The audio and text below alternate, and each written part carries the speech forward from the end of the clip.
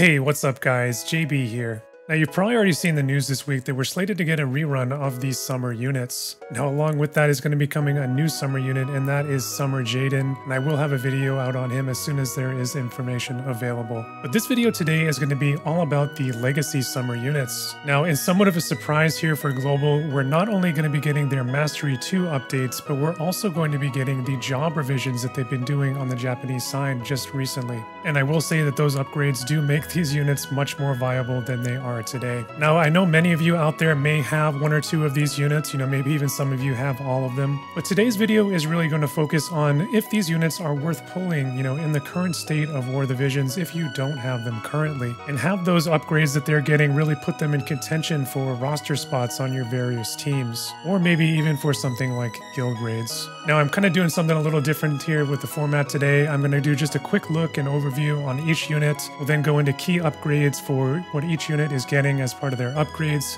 and then I'll give you my verdict on where they stand today. So with that said, we have 4 units to look at, so let's dive right in. And we're going to kick it off here with Summer Lilyth. Now I'm going to preface this by saying I absolutely love this unit. I love Lilyth as a character, but as I always try to do, I'm going to be as unbiased as possible and sort of give it to you straight here, in terms of my thoughts on the unit. Now again here, I'm just going to quickly touch on these things here.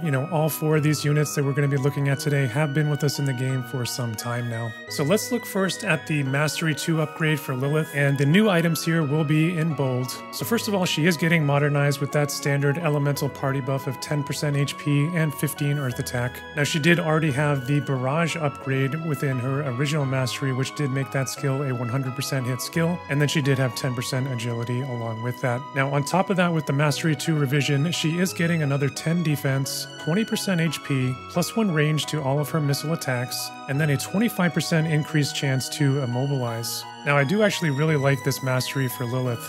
They're really adding on to her core strength in terms of being like a physically defensive ranged unit, while at the same time they're kind of giving her a niche with that enhanced chance to immobilize. And that's kind of really been her core niche. She does have that ability on her Limit Burst, and then she does have the Shadow Bind skill. Now, Shadow Bind has a base chance of 25% to immobilize. That's going to go up to a 50% base chance. And then her Limit Burst, of course, is going to go up to a 92% base chance. So that is very strong. It's going to make it very difficult to actually resist those particular immobilize effects. And I will say immobilize can be very annoying. If you get stuck out of range of your opponent, you're essentially just a sitting duck there. So it is very strong, especially in the hands of a manual player. Now, in terms of her stats here, you can have a quick look. Nothing has really changed here, other than the hit points with that 20% HP bump that she received. And I will say, she is approaching 3,908 hit points, and that is very, very strong for a Ranger class unit. Now, of course, she did have very high dexterity as well. She is actually #1 in terms of base dex in the entire game. Now, one of Lilyth's main weaknesses all along, has been her weak damage resistances, and of course her lack of spirit, which you can see here. And nothing has really changed all that much in that regard. She did get that 10 defense bump we talked about, which certainly makes her better against physical opponents. But these slash and magic resistance in particular are very, very poor and very, very hard to overcome,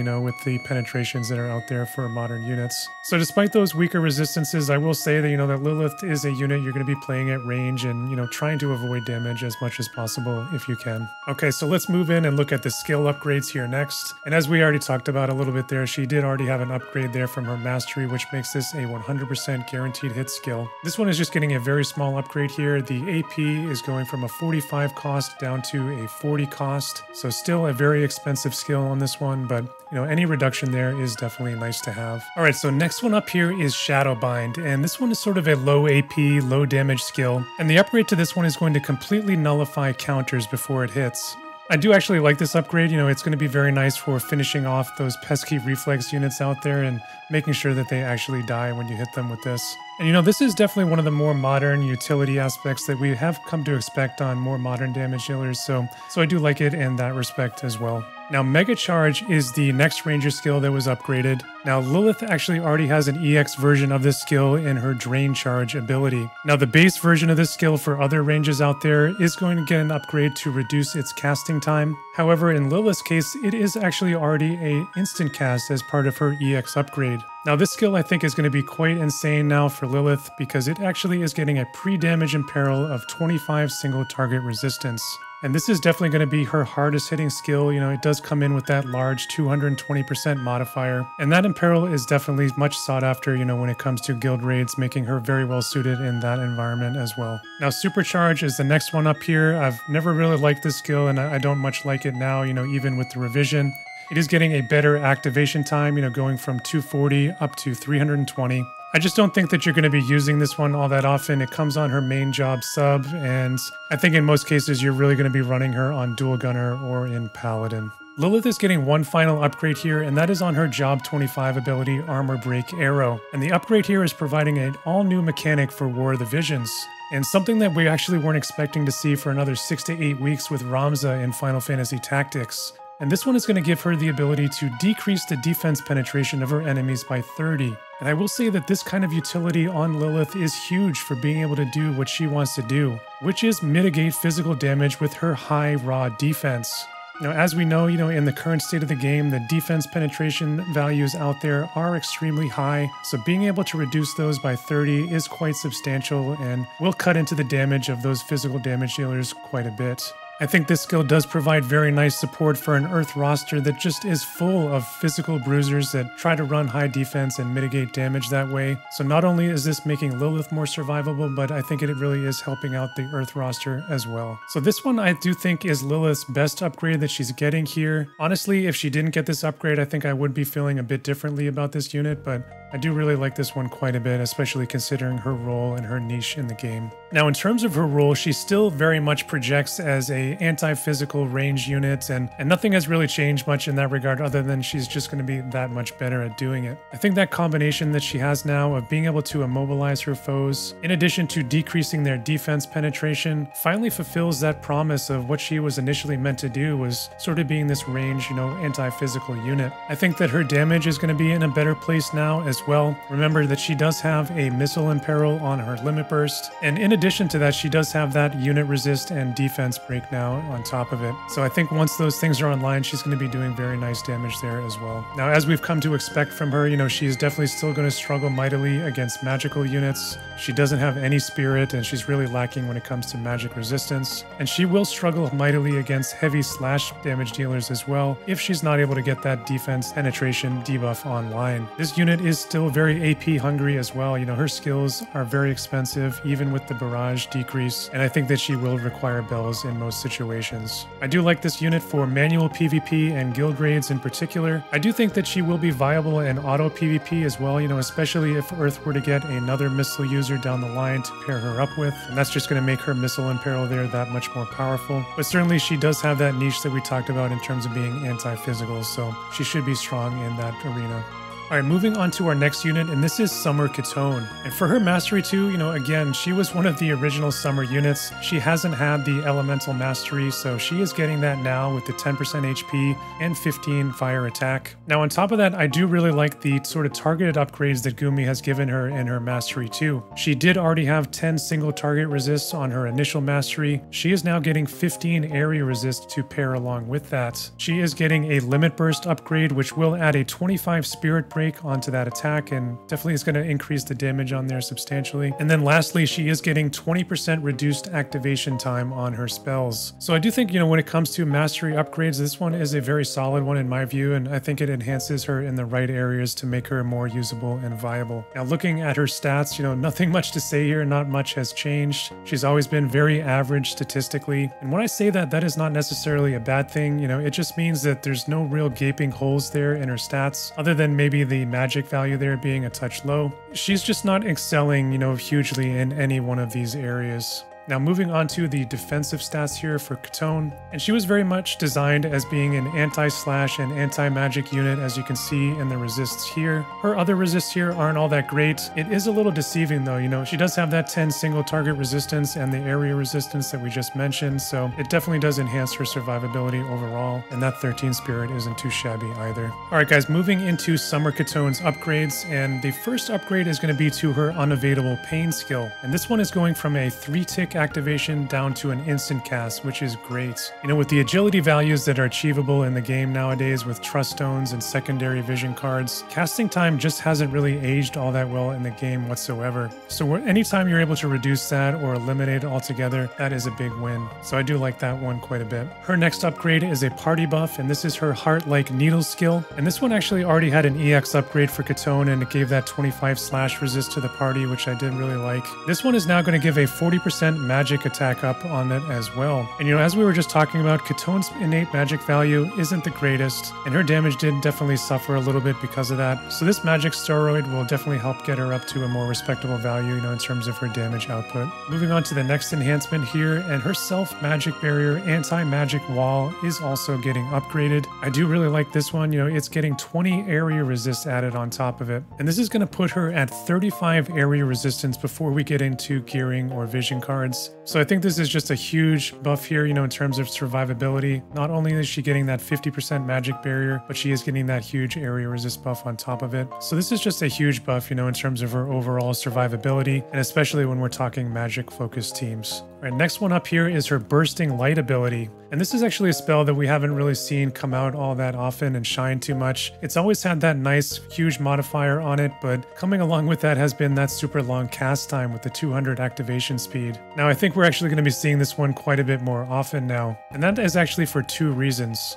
First up, this one is becoming an area of effect guaranteed hit ability, and that along with that large modifier that we just mentioned is going to make this spell quite formidable. Now importantly, the cast speed on this is also getting a buff as well, and that's moving up to a 320 cast speed, and that's going to make this spell very easy to get down to a 2-tick cast with just her mastery ability and a trust stone passive. So the upgrade on this ability is quite substantial. You know, Kitone's accuracy actually already was in a pretty good spot, and she could be built in a way to be highly accurate, but it is always nice to have that flexibility that having guaranteed hits can give you. You know, you can fall back on those guaranteed hits and build yourself up to be more bulky and really enhance your survivability that way. So having that capability and flexibility is never a bad thing. Alright, Kitone's final upgrade here is to her Job 25 skill. And this attack always was fine enough, you know, nothing insane here, but this one actually was just giving a decrease to the magical and slash modifiers of anyone that it would hit. It definitely would help her lean a little bit into that anti-magic, anti-slash nature that she wanted to have. But this one is now going to decrease the area resistance by 25, and that is coming pre-damage. So very nice Imperial that's now coming along with this skill. And this definitely is going to help out Kitone's damage, and especially that of her team as well, with that area resist down. All right, moving on to my verdict here for this unit, and out of all the jobs that they've overhauled so far in JP, I do really like what they've done with Kotodama so far the most. I think it really has cemented the job in terms of its initial niche, you know, in terms of being an anti-magic sort of job. You know, it does come along with that magic reflex and the magic barrier for some units, but I think it now has also given a new niche to that job in terms of being anti-evade as well, with now 2 different 100% hit skills at its disposal. As a result, I think this has made Kitone a much better and much more flexible unit overall. You know, prior to these updates, I really don't think she was super viable in terms of auto PvP. I do believe that that has changed now. And, you know, in terms of Fire's vision cards, you know, I think my thoughts on Fire are pretty well documented. But one strength of Fire's vision cards, I think, is their magic-based vision cards. So I do think you could create a pretty nice team with Summer Kitone, Terra, and King Mont. I think there is some very nice synergy with the debuffs that they have and sort of the combinations that they can put together there.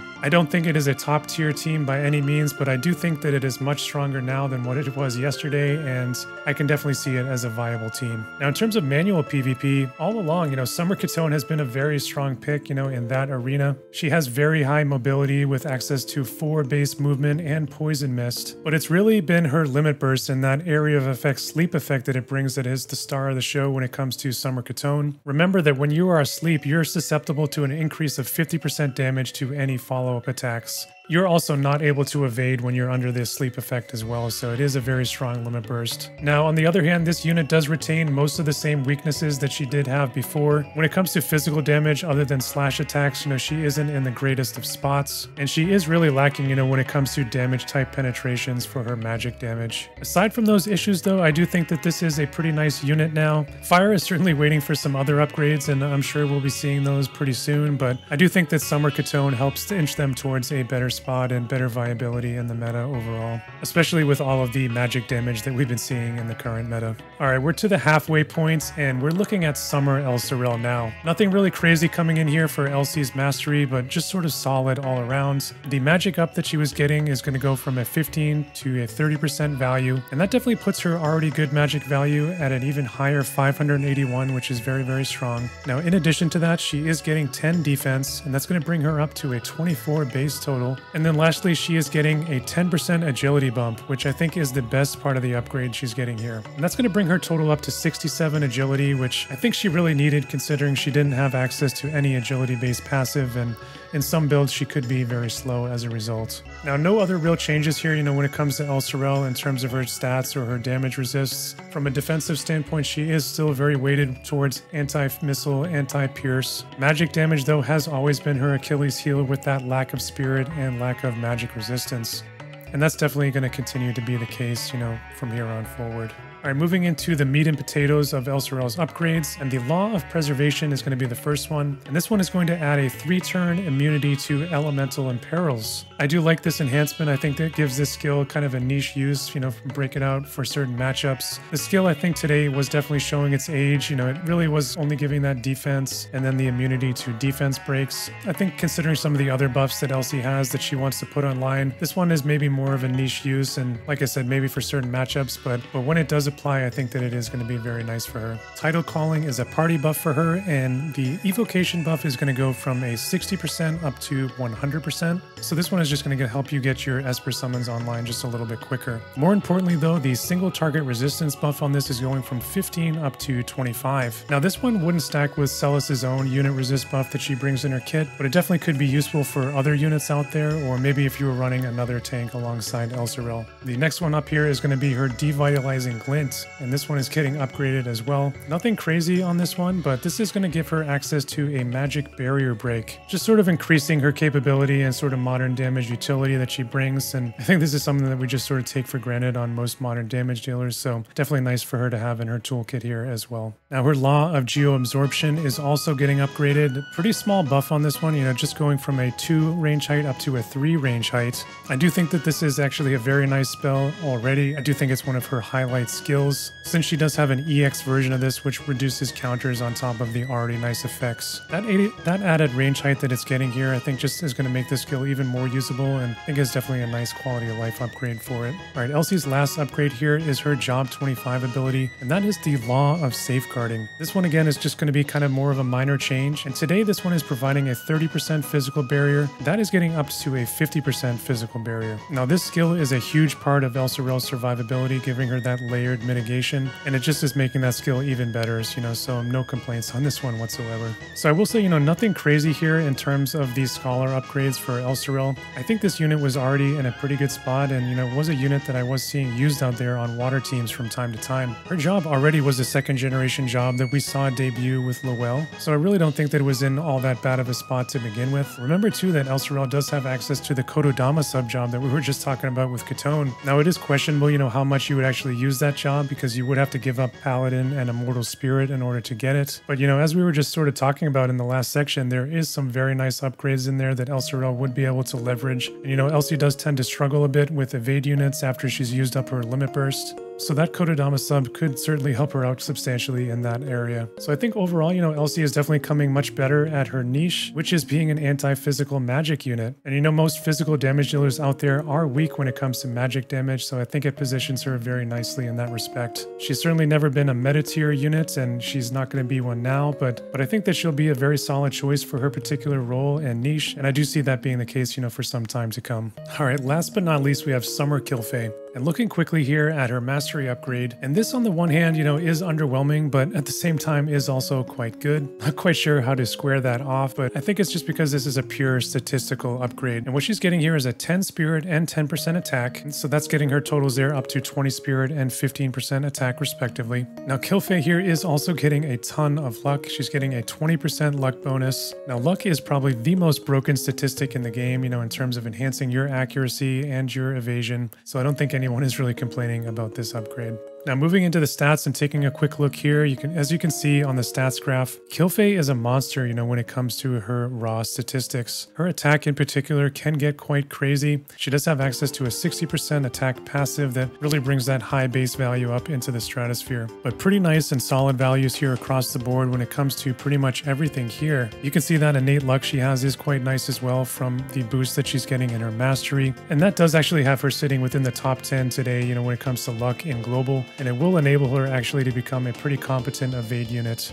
And it does enable her actually to become a pretty competent evade unit, especially if you're using her Shadowcast ability from her Thief subjob. Now moving over and quickly looking at her defensive stats here, you can see that chonky 26 spirit that she has here, which is very, very good right out of the box. And that just is going to make her a very, very effective anti-magic unit. You can see the resists there aren't anything to write home about, but that slash and magic resist is not too shabby. Alright, let's move into Summer Kilphe's skill upgrades here next. And let's start with Spirit Ward Mastery. It was actually already a very nice buff. It had an EX upgrade for her already, giving her that 40% attack, 15 spirit, and 20 magic resist. Now with the enhancements, that is going up to a 25 spirit buff. And that's actually going to have Kilphe sitting at 51 spirit right out of the box before we even talk about VCs or Espers or Gearing. Now overall spirit penetration values in the game aren't quite as high as I'm seeing the defense penetration values out there in general. So I do find Spirit just to be a little bit more valuable than defense is in the current game state. And certainly the Spirit values that Kilphe is going to be able to achieve are going to be quite considerable.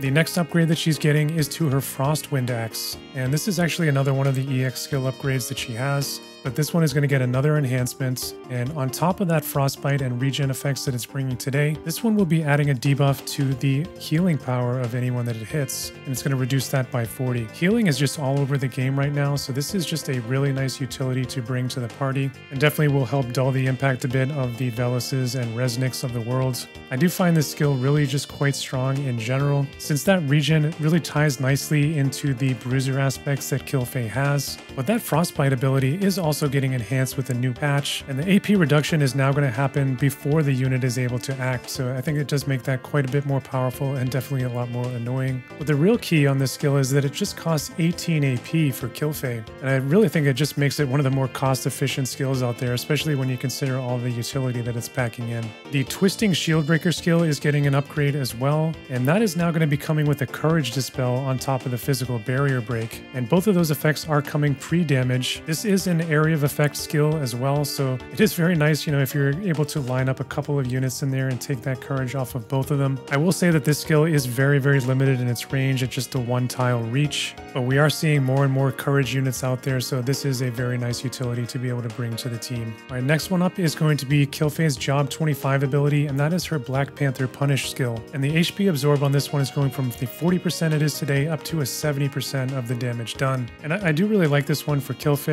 She does not have courage, she doesn't have Immortal Spirit, she doesn't have reflex. What she does have is some bulk, and this is going to really give her some sustain and allow her to heal back up some of the damage that she does. This skill is a 200 mod, so it does very nice damage. So just for example, if she was doing 6k damage with this attack, she would actually heal back 4200 HP on the hit. If you had that regen going there as well, maybe add on another 1000 there as well. And suddenly you can start to see the survivability and sustain potential of this unit. It can be quite immense, in the right situations.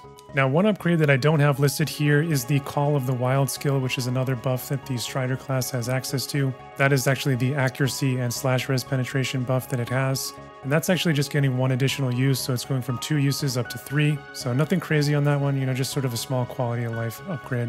In terms of the verdict here, I am pretty high on Summer Kilphe. I think most of us could agree that the Strider job was actually already in a very good place. I think that it was actually one of the better second generation jobs. And I actually wasn't anticipating this job to get updated so soon, but it did, and I think it actually got some pretty nice upgrades. Certainly that courage removal I think is probably chief among them. Aside from that though, similar to the other units, really just solidifying and doubling down on what this unit was already good at. She's going to be a very, very strong anti-magic physical bruiser. She has the capability of dealing some very heavy slash damage and certainly capable of one-shotting certain units out there, you know, with that light imperil that she has on her limit burst. This unit has proven to be an extremely strong guild raid unit as well, you know, not only with that imperil that we just mentioned, but she does have the ability to slow, and she can get 3-hit chains with the X-Resist Vision cards as well. I think that I would go so far to say as that Summer Kilphe is probably the best of the bunch, you know, when it comes to the upgrades and sort of the overall package that you're getting with these Legacy Summer units. And she definitely gets a 2 thumbs up and high recommendation from me. All right, so that is going to do it, guys. I think as you've come to expect from me, you know, even in my quick overviews, they are very long-winded. It is what it is. Make no mistake, though, you know, I believe that these units are getting propped up in a big way, not only because of the mastery updates that are coming in, but because of those early job revisions that are coming here to Global.